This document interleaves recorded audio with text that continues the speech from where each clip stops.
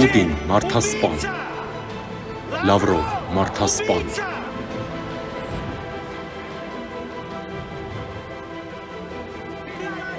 Ռուսաստան դավաճան,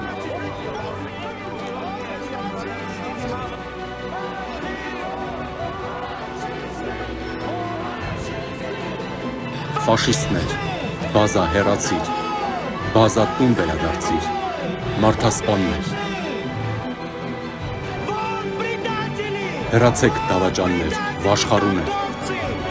դուք խաղաղապաներ չեք, դուք վաճառականներ եք։ Մենք կարողացել ենք ախտորոշել մեր պետության, մեր քաղաքական կյանքի գլխավոր սպառնալիքը։ Դա ընդդիմությունն է։ Այդ ընդդիմությունը չի ներկայացնում հայ ժողովրդին, ներկայացնում է հայ ժողովրդի թշնամուն, հավաքական Պուտինին, որոնք տարբեր գլուխներով են հիմա հանդես գալիս։ Այդ խոսող գլուխներին մի նայեք։ Իրենք իրիկունը ստանում են հանձնարարությունները, առավոտը դուրս են գալիս, ամեն մեկը մի կողմից հարվածի տակ է դնում մեր պետությունը, մեր պետություն ունենալու երազանքն ու նպատակը։ Սամվել Կարապետյանը, այն մյուսին, որ դոդ են ասում, Ծառուկյան Գագոն, այն մյուսը, որ Քոչարյանն, մարտի 1, Երևան քաղաքում գնդակահարում է, ասում է եկեք գնանք Դոնեցկում կռվենք ՆԱՏՕ-ի դեմ։ Ես ասում եմ ոչ, մենք չենք ուզում կռվել, հատկապես ուրիշի համար։ Նրանք մակաբույծներ են, հասկանում եք, մտել են մեր օրգանիզմ, ասում են դու գոյություն չպիտի ունենաս։ Հունիսի 7-ին ճիճվահան պիտի արվեն սրանք։ Ձեր ամեն մի քվեն են դեղնա, որ այս ճիճուների վզից պիտի բռնի ու դուր շպրտի մեր հավաքական օրգանիզմից։ Քոչարյանը, Կարապետյանը, ասենք Ծառուկյանը, դրանք մի գուսակցություն են էլի, ինչքան ես Էլի կան, տենց պուչ իրանք էլ ձագեր ունեն։ Բաբաջանյանի ելույթը լսել եմ, շատ ճիշտ տեղին բան ասել։ Մենք ուզում ենք լինենք հզոր ընդդիմադիր։ Եղեք, պետք են ձեր նման։ Ու միշտ հավանել եմ ձեր եւ խոսքերին, եւ ձեր ասածներին։ Շնորհակալություն ձեզ։ Շատ ուրախ։ Ես էլ եմ ուրախ։ Ձեր կողմնակիցներն ենք, Այո, երկու ձեռքով պաշտպանում ենք։ շնորհակալություն։ Դուք ճիշտ ընդդիմություն կլինեք, ես ընդդիմության նման չեք լինել։ Որտեվ հիմա ընդդիմությունը շանփայ է։ Որ ես դրա համար եմ ասում, երկու ձեռքով կողմ։ Պայմանավորվեցինք, լավ լինեք։ Հավանում ես իրեն Բաբաջանյանին։ Հավանում եմ, իրա ծավներ։ Դե գալու ենք։ Խասված հաջողություն։ Քվեարկիր համար 18-ին։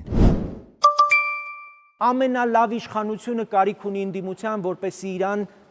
աշխատացնի, Իրանից թափանցիկություն եւ հաշվետվողականություն պահանջի։ Մենք մեր բոլոր ամբիցիաները դրել ենք մի կողմ եւ հիմա ի տարբերություն մյուս 18 ուժերի ասում ենք, որ մենք գնում ենք ընդդիմափոխության։ Ընդդիմությունը նրա համար է, որպեսզի մարտավարական, ստրատեգիական, տարբեր մոտեցումներ առաջ բերի, իշխանության թևերից բռնի եւ ասի դուք պետք է աշխատեք, բարեփոխումները կիսատ պրատեն։ Այս է մեր նպատակը։ Մարդիկ պայմանագրեր են կնքում, օրինակ 8 ժամի աշխատանքի, աշխատում են 14 ժամ, բայց վճարվում են 8 ժամվա համար։ Մենք ասում ենք ոչ միայն արտաժամի գումար չեն ստանում։ Այո, եւ հավելավճար պիտի ստանան, որովհետեւ դրանից 8 ժամից ավել ամեն ժամվա համար պետքա հավելյալ 1.5 դրույթ ստանան։ Արմիություն չունենք, ինչ պիտի լինի, մենք ասում ենք ժամը վճարի պիտի անցնենք, ոչ թե պիտի ամսե վճարով հաշվեն ձեր աշխատավարձ։ Ամիսներ առաջ ինձ հրավիրեցին Եղվարդ, գնացինք ջրամբարի մասով ահագին ուսումնասիրություններ արեցինք, այդ ջրամբարը մոտ 200 միլիոն եվրո ներդրում է ուզում։ Ես կառավարության հետ բանակցել եմ, ունենք կառավարության կողմից խոստում, որ առաջիկայում ուրեմն մենք եվրոպացիներից կգտնենք այդ միջոցները, այս ջրամբարը կկառուցվի, այն ջրերը, որ գնում է հոսում է Թուրքիա, Ադրբեջան, դառնում է շանփայ։ Ինչ պետք է անել, ուրեմն պետք է ուրեմն այո, հավաքել, ամբարել եւ ստեղծել բարիք։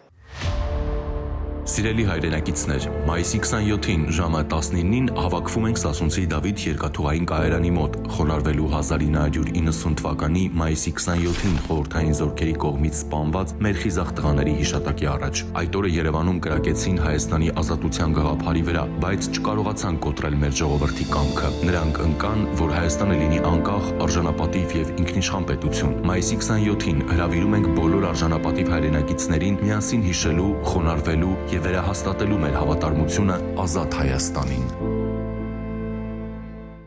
Այն ինչ որ Ուսակցությունը բարձրացել է ժամանակին, հիմա բոլորը վերցրել են։ Բայց շատ էական է, որպեսզի դա պոպուլիստական այսպես խոստումների չվերածեն, որովհետև անվճար կրթություն նշանակում է ֆիլտր, շատ ավելի լուրջ ֆիլտր, թույլ չտալու որպեսզի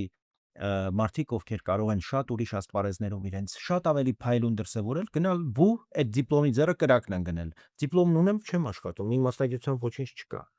Այս մարդիկ դա իրականում փակուղի է, ոչ թե բուհը պիտի միայն հնարավորությունների պատուհան դառնա։ Իսկ մենք փակում ենք, այո, որտեղ դրսից ենք բերում հասարակ մի զոդող չկա մասսայական, որ մենք կարողանանք այս հարցերին լուծում գտնել ու այդ ճիշտն ասած Ու շատ լավ է, հատկապես Վրաստանը 2026 թվականից այս տարվան Վրաստանն այ անվճար կրթության անցել բուհական, բայց դա կարողացել են փոխհատուցել դրսից բերվող ուսանողների հաշվին 45,000 ուրեմն դրսից ուսանող ունեն, որոնք վճարում են կրթության համար Վրաստանում, ըստ էության Շատ ավելի անվճար դարձնելով